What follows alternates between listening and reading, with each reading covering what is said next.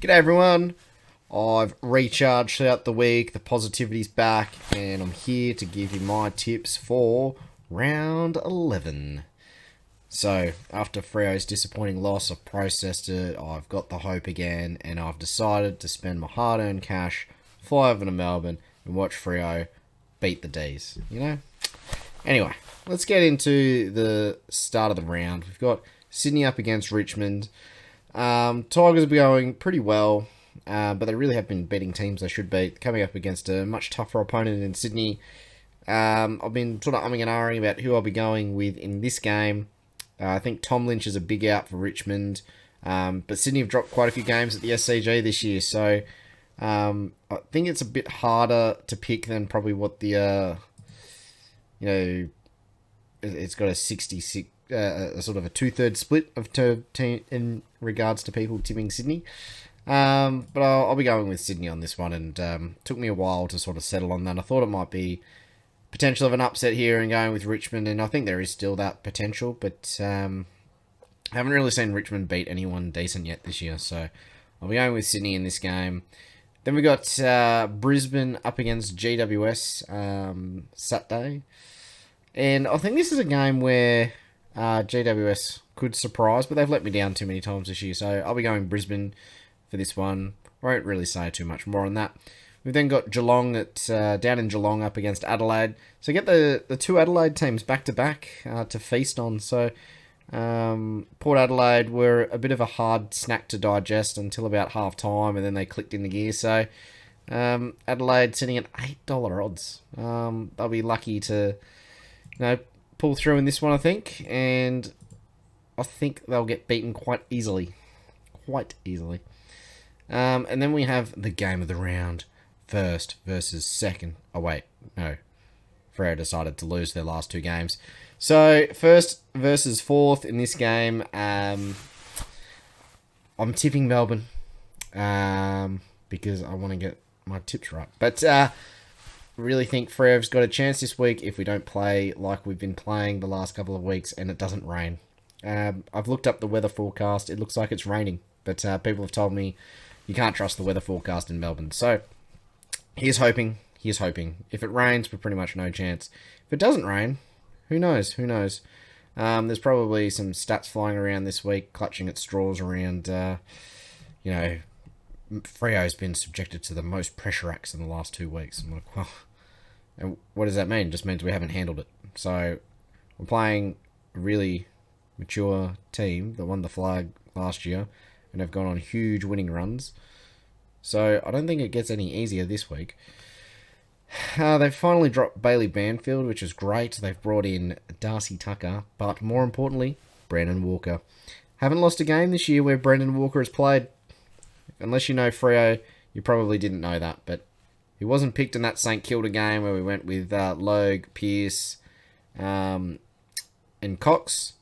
And they went, maybe we should have had a bit more speed down back. They brought Walker in. A few of those tools were injured as well in that sort of span. But they stuck with Walker. Do you know when they dropped Walker? In that loss to Gold Coast. And that loss to Collingwood. He didn't come back into the team. So maybe they've just switched. It's not about kicking it to our forwards. It's not creating a contest. It's just about getting Brandon Walker back in the side. So it's great to have him back. I hope he has a good game. And, I think it's a free throw at the stumps. No one expects us to go over to the MCG and beat Freo. And I'm looking forward to going to the MCG for the first time. So yeah, I hope it's a good game. Hope we give it a bit of a shake at least. It would be disappointing to just go over and it's like all over by quarter time or half time and they've just blown us off the park. I can handle losing, but I just want it to be a bit of a contest and a good game to go watch. Then West Coast against Bulldogs. We've got West Coast out at $7. $7 at home. Against the Doggies at $1.10. And, I think the Doggies just get this done. I don't really see a world where the Dogs get beaten in this game. Then a very hard game to tip up in Darwin. We've got Gold Coast against Hawthorn. Hard decisions. I've gone Gold Coast. No real confidence. You go from cold to quite hot, humid for Hawthorn. But they could just play really good this week and win by 30 points as well. Like, very hard team to get a read on. Yeah, I'm going to go Gold Coast, but no real surprise here if Hawthorn get up. Then I think we've got another fairly one-sided game. St Kilda up against North Melbourne. I think the Saints will be getting this done quite easily against North. Everything's just blowing up at the moment at North. It's I think some of it's a storm in a teacup, but they haven't really helped themselves. Like the way the club or the senior figures in the club have fronted up to the media has just been a bit amateur hour. I think they could have really been strong and got out on the front foot. If you look at, and I hate mentioning these clubs, but if you look at, West Coast recently, with all the stuff around, what's going to happen with Adam Simpson, it's like Nisbet's on the radio. He's like talking to people. He's like, yep, nah, it's all good. It was the same at Collingwood. Like things are going bad. Eddie Maguire's out there going, yep.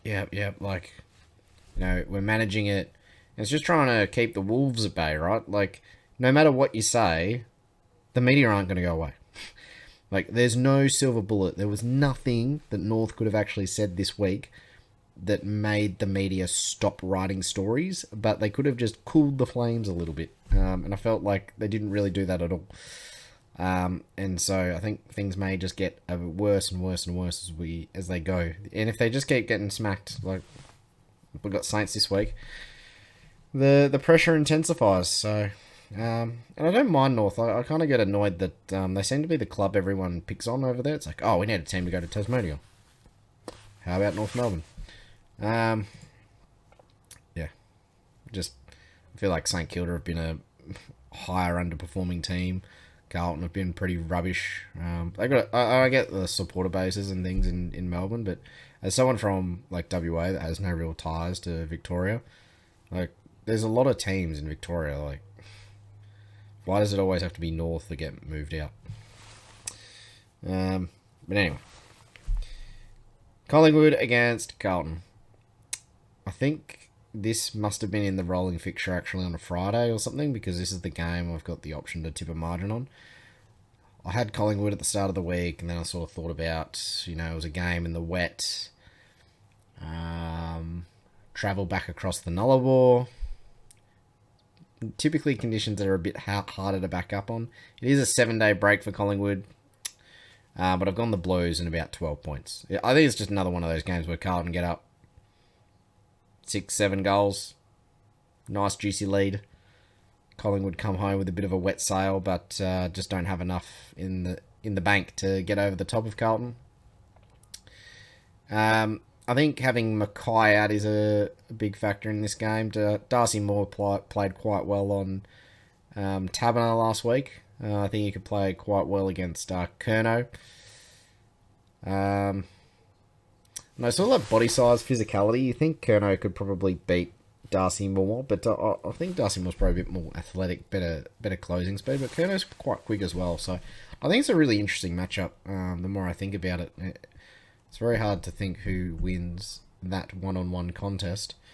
Carlton don't really have the greatest forward line pressure, and Collingwood did kind of walk the ball out against Freo last week.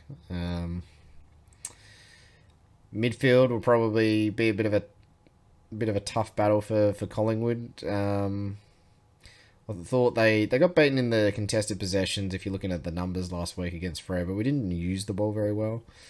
I think Carlton will look at that. They're likely to get on top in the contested possession space and perhaps just use the ball a bit better. Looking at the tape from last week. So I'm going for the Blues in this one, but I think at some stage they're going to probably miss Mackay. Curnow doesn't have a great game,